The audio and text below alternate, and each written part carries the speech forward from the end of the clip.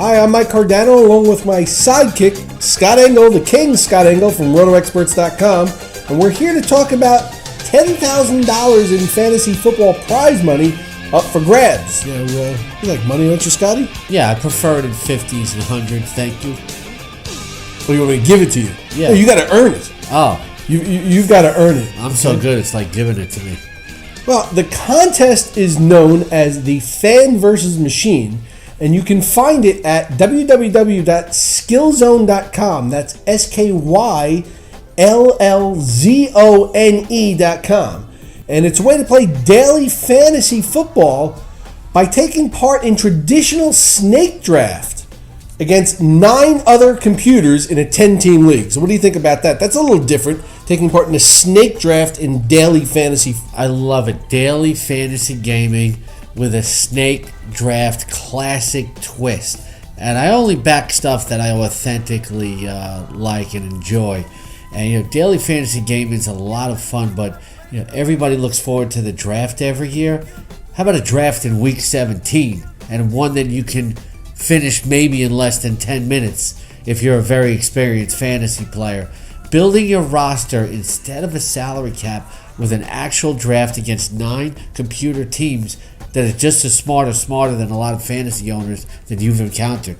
You can use your rankings that you put together each week. They work perfectly with this because with injuries and whatnot, maybe you feel that you can get an edge on the computer if the algorithm isn't quite up to stuff. Now, the algorithms are quite tough here. So it's playing against decent players. The algorithms are taking everything into account. Matchups, the fact that Colin Kaepernick drafts, it goes late in some drafts to the computer, shows that, the 49ers, when we tape this in week 16, might not be playing for something on Monday night. So the computer's smart, maybe smarter than some of your opponents. This is great artificial intelligence, okay? This is like when you play Madden at a high level and you're playing against the artificial intelligence, and the artificial intelligence is like reading all your moves. You can't tell whether you're playing Madden against a real player or an online player. Yep. Now in week 17, okay, Fan vs. Machine is going to be giving out $10,000 in prize money, and there's 2 ways you can win.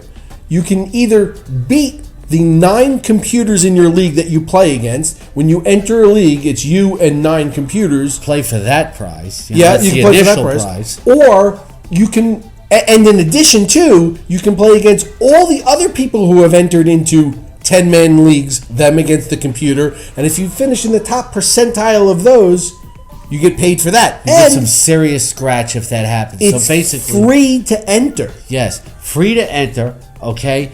You win your league, beat all the computer teams, but then you're playing against, like he said, all the other human players. So you're competing against human players overall. So beat the computer, then get into the higher bracket overall, essentially, ultimately what it is against the humans. So ultimately, you're still having to beat other top players in addition to the computer. Did you get top players in this, real or computer-like? It's a challenge, and you're going to earn your scratch.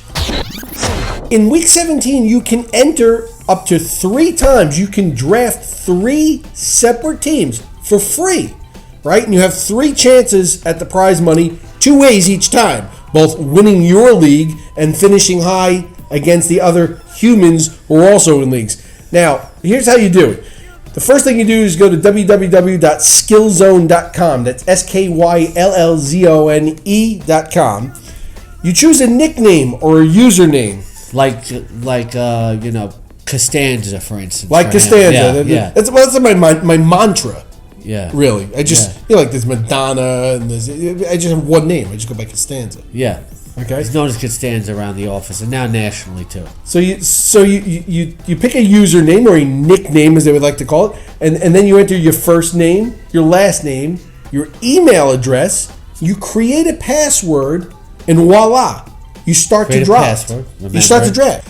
So and that's it. There's no personal information necessary other than your name, no social security number, no credit card information asked for, nothing. And you just start drafting. Now, Scott and I, just before we came on the air, we drafted, we're taping this just before the Week 16 games.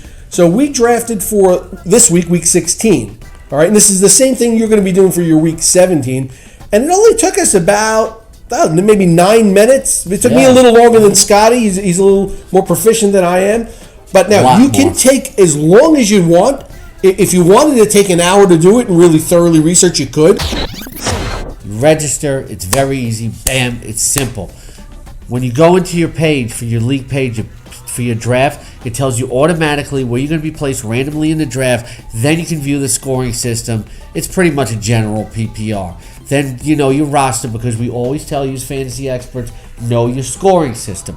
1 quarterback, 2 running backs, 2 wide receivers, a flex, a kicker, and a defense, and 2 bench spots in case you draft early in the week when the contest launches on Tuesday and one of your guys gets injured. You have 2 bench spots in case you change your mind on a matchup or if somebody gets injured. So the computer then throws you into the draft room and they start drafting. It's like any online draft room, high-end, high-scale draft room that you've seen. You see yourself in there. You see your roster. You can view it by pick. You can view it by position. And it's a very, very easy draft room to navigate. Lots of fun. And the best thing about this is you're feeling the rush of the draft that you feel every summer in week 17. And it's to win money too. And that's why I find this to be so much fun, because the rush of the draft along with the rush of daily gaming, it's almost like the ultimate fusion of fantasy has finally come together here, Mike. Yeah. So let's go over the games that we picked for week 16, which you'll be doing for week 17, and we'll show you how it played out. You can see in retrospect how good we did. Yeah, well that's true. So I had the 9th pick in my draft out of the 10 teams. So snake draft, I had 9, and then the 10th pick, and then I came back around, so I picked again 11. I'm sorry, 12. The 10 had 2 picks. And where did you pick in your draft? I picked 5. You picked 5. Yes. So I like being right in the middle over there. Well, but you didn't have a choice. It was random. Yeah. You were assigned 5. But I do like the 5th spot, though. Right. Yes. So you will get whatever you get, and as I said, you can play up to 3 times. So let's see, where'd you go? You picked before me. So what'd you use with your number 1 pick? I imagine some of the high profile guys were just flying off the board. They were, but the best thing about this is the rush of the draft. We're already talking about where we like picking and what our slots are in week 17. This is why I have so much fun with this. People wait all year for the draft. That's the part. They don't have to wait now. Yeah. That's the thing. And I'm at number 5. And the thing is, when you draft, you look at overall, but this week you can just look at a matchup. Now you can't outsmart the machine teams because they're doing the same thing. But I took Josh Gordon just because he's playing against the Jets, one of the top players left on the board. But I also looked at the matchup, and I know that the Jets really have trouble in the secondary there. So Josh Gordon to me was the easy first round number 5 pick. I'm not sitting there pick by pick, watching who's going to buy. I'm waiting till mine. My draft strategy is, wait till my pick comes up. In the meantime, just plan and, start queuing guys up, writing them down, which is what I was doing, but it's different for everybody. Did you know who was the first pick in your draft? Did you know who was it? Were you paying attention? The first pick in my draft overall, I think it was one of the running backs. It was Jamal Charles. Oh, Megatron went first. I think Jamal Charles went first in mine. All right. Well, I had the 9th pick, and you went with Gordon. I went with Brandon Marshall. The receivers went flying off the board quicker than the running backs started to go off the board, which was interesting. More as a percentage. If you look at the way the running backs are ranked, maybe you can grab a Dennis Johnson later on and be sneaky with something like that. So that was round 1. So then coming back in round 2, I had a pick before you. I went with Reggie Bush. Who'd you go with? This is PPR scoring, right? Yes. Is that how it works? Traditional, what they would be used to in PPR scoring. Yes. I took Alfred Morris because I absolutely love the matchup against the awful, awful Dallas Cowboys defense. Even though he's he doesn't catch the ball much, you still think he's going to yardage and he's going to score. Yeah, that's the thing, and I talk about it before the season, and I'll even talk about it before this week. When you get guys that can punch it in the end zone, that's 6 points, where some of the PPR backs, if that guy gets in the end zone once, it takes the PPR back like 6 catches to match that. Okay. I like his ceiling this week. I know he hasn't been scoring consistently, but I love him against the Cowboys. Okay, now round 3, You went before me. Who did you get? I got your second round pick, which shows I'm smarter than you, of course, always. I got Reggie Bush in the third round, and I love him against the Giants. Ooh. Now, it's not you can't necessarily say that because in your draft things would have been different or may have been different because Morris didn't go until the sixth round. Well, generally I'm over. Mine. You make a valid point. Generally I'm smarter than you, but I don't know if this necessarily proves it. Fair point. Yes. Fair point. Okay. I took Keenan Allen. I like that pick. I like that a lot because when I didn't take him in the third round, I was hoping. Here's the thing: why the computer is so real. You're sitting there going, "Man, I hope Keenan Allen makes it all the way back to round 4." No way, not against these computer teams. Yeah, you really don't have to. There's no humans to mess up. Yes. The algorithm doesn't. It just does what it's supposed to. The algorithm doesn't pick the same guy twice. Yeah. Okay. All right. So then coming back around, I wanted to get a tight end. I saw Jimmy Graham come off, and I said, I think there's a run of tight ends going to come. So I went with Vernon Davis. I think he's going to have a great week this week in Week 16. And wouldn't you know it, the next 4 picks, the computer said, there goes Graham, there goes Davis, and then, boom, they all started to go. Like real owners. They started to jump in on the computer panicked. And then in the 4th round, I took Adrian Peterson, who dropped to the 7th round in his draft. Maybe because of the reaction to an injury, which is like real owners. Yeah. Real owners will react to an injury and let a guy drop. To me, I felt I was going to take him early because he was the best player left on the board, and he's expected to play. It's funny. I wonder what would happen if we did the draft earlier in the week, if he would have dropped even more.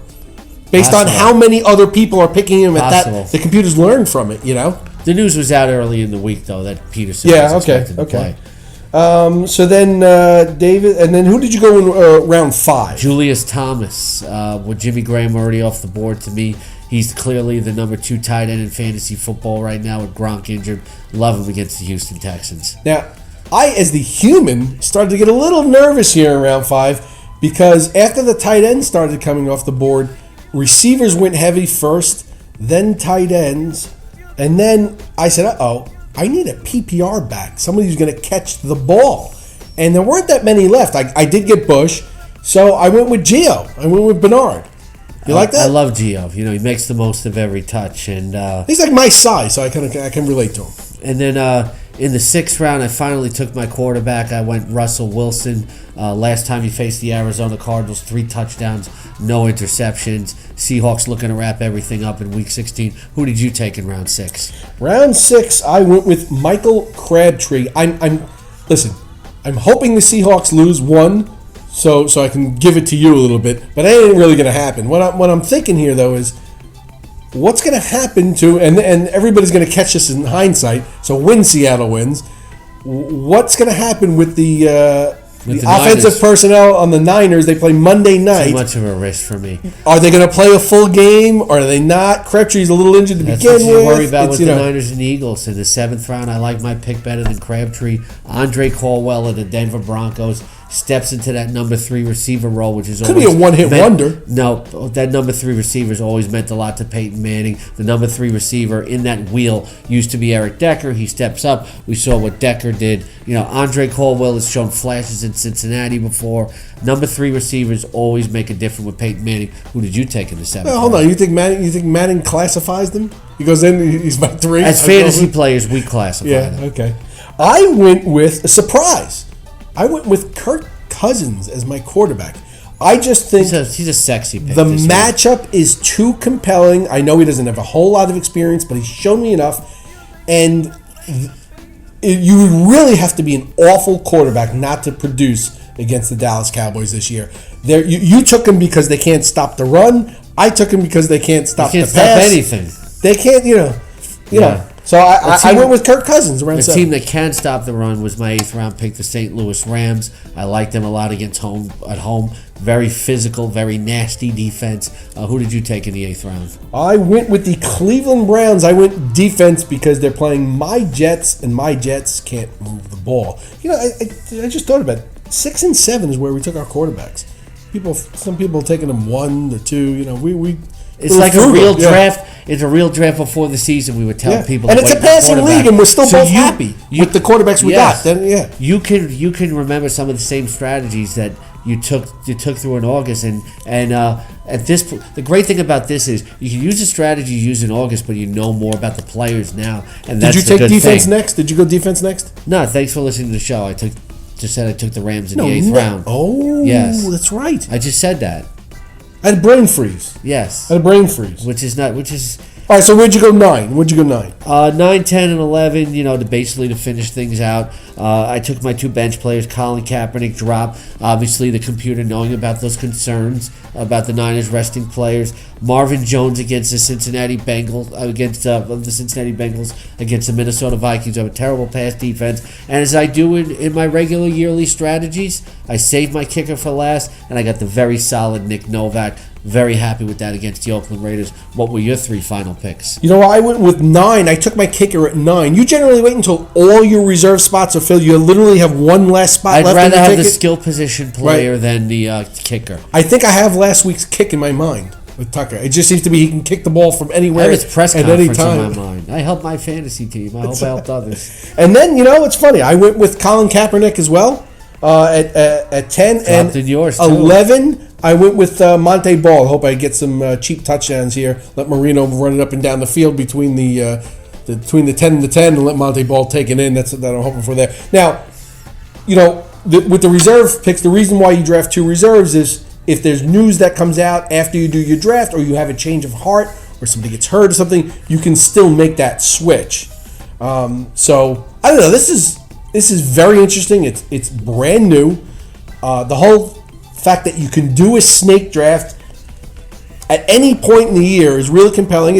I like salary cap leagues and daily fantasy, but this is different. This is exciting. It's more of an involved process, a prideful process of building your team. And what I need to do, I felt like it was draft day. Yeah, what I need you to do is, I know you're having fun, but can you shut up so we can finish? I could and try. I can go do another draft because I'm getting addicted.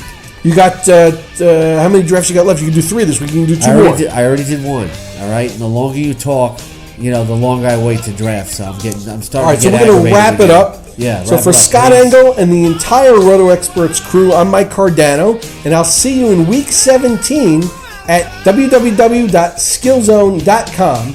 Good luck, everybody.